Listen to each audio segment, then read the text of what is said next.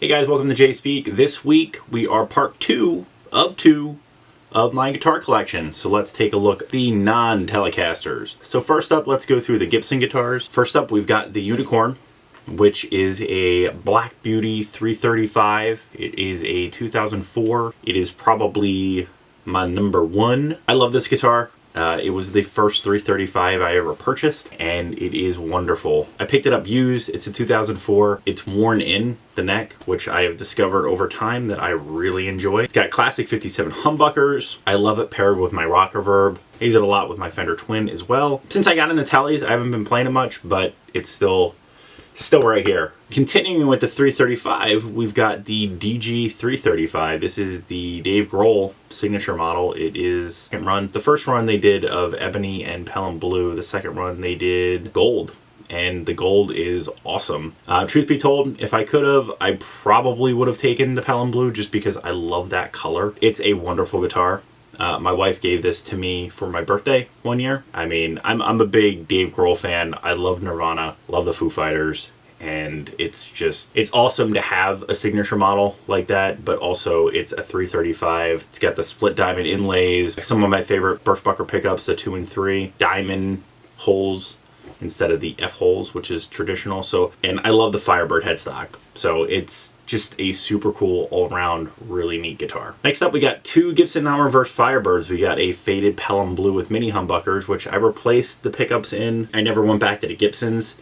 It's a really cool guitar. The Firebirds have like a flatter neck, which it takes some time to get used to. They sit a little different, but I enjoy the way they sit. Probably one of my favorite models to play. But yeah, I love Pelham Blue, so the faded Pelham Blue is really cool. It's one of the made in Japan special runs. Made its way over here and I picked it up.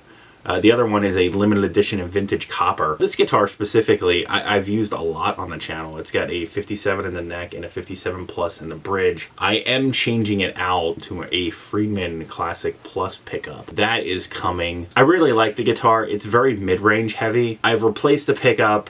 I've recorded with it. I don't know if I like it any better. It's like, it's a little more clear than it was with the Gibson, but I think I'm gonna throw it up. I'm not playing it as much as I used to. Again, I'm really into the Telecasters right now, and I don't know. If you're interested in it, let me know. But I may or may not keep it. I thought it was a really cool color when I picked it up, and I really like the way it plays. I don't know. To me, if like I'm not using it, maybe I should just pass it on, and then I can get another guitar. Yeah. Next up, we have a 2016 Gibson Les Paul Classic. It is loaded with 57 classic pickups. Beautiful guitar. I actually call this one Etta because I always wanted a Gibson Gold Top, and it's named after Etta James's At Last song. So at last, I have a Gold Top. I play this one, you know, every so often. I'm not a huge Les Paul player. I don't know. I might be more attached to the fact that it's a Gold Top. And again, I named it. I don't know. I like the guitar. It's a cool guitar. It plays well. But yeah, I don't know. I might pass on with that one too. But what to get? What to get? But right now, it's still here. It's still in the studio, and it's a really great Les Paul.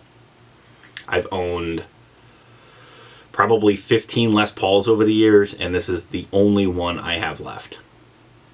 So that's a look at my Gibsons. I do have one Gibson in the studio that is not mine. It's actually my brother-in-law's, and it was his grandfather's guitar. It's a 1980s Gibson Les Paul Custom. It's beautiful. It's a little funky in the play. The pickups are definitely different than some of the other stuff I'm used to. It's a really cool guitar. Again, it's all Les Paul, and it's the beautiful Black Beauty. It's just a very classic looking Les Paul. And if you're not a middle pickup player, you know, it gets in the way, but I've never really had an issue with that, but it's a cool guitar. I don't play it a lot. It's just a really nice piece, and it obviously means something sentimentally.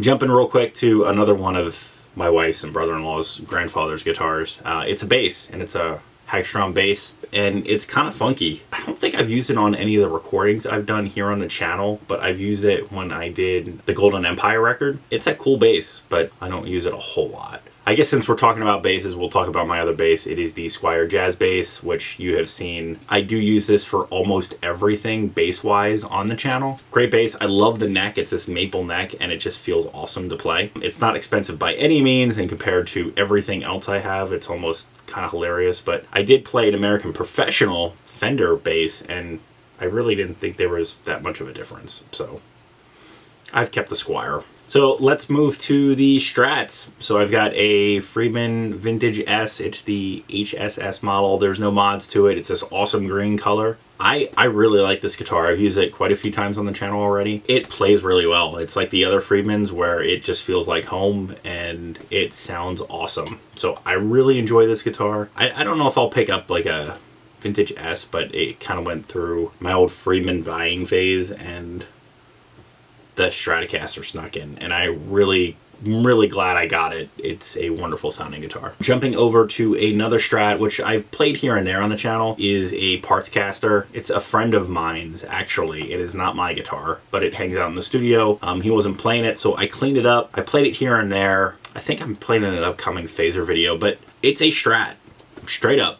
Just, it sounds like a Strat, feels like a Strat, because it's a Strat. Not my favorite model overall, but I do enjoy them. And yeah. So the last guitar I have in my collection is a Hummingbird Pro, and it is a Gibson acoustic. And this guitar I actually got, I want to say a few years ago. I had traded a long time owned Gibson Les Paul BFG. I think it was the BFG. And I had a Gibson Midtown in Pelham Blue, which was awesome. It felt small, it felt like a double cut to me, and I didn't like it as much as like a 335, so I got rid of it. I think I traded both of those for the Hummingbird Pro. I think. I don't know. I think at the time, the Midtowns were only going for like $700, and so were the BFGs. And it kind of seemed like a no-brainer for $1,400 to get a really nice acoustic. I was playing a Taylor 110 before that. I don't know. I probably kick myself now because I probably could have got more for both guitars than I did at the time, but whatever. You know, the Hummingbird's cool because it has the electronics, and I've never really used an acoustic electric before, so it was a really nice feature to have that. When I was younger, I played out a lot, like coffee shops and that kind of thing, with an acoustic guitar that didn't have an electronic pickup system in it, and I think I had like a Dean Markley like shoved into the sound hole so I could be heard over, you know, people talking and enjoying their coffee.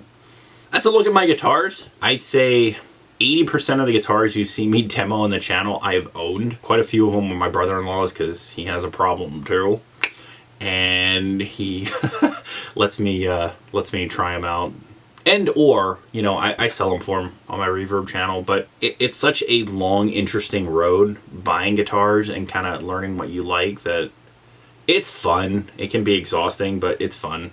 I think over time I've actually found that amps are really the thing that really push out the main part of the sound, not necessarily the guitar.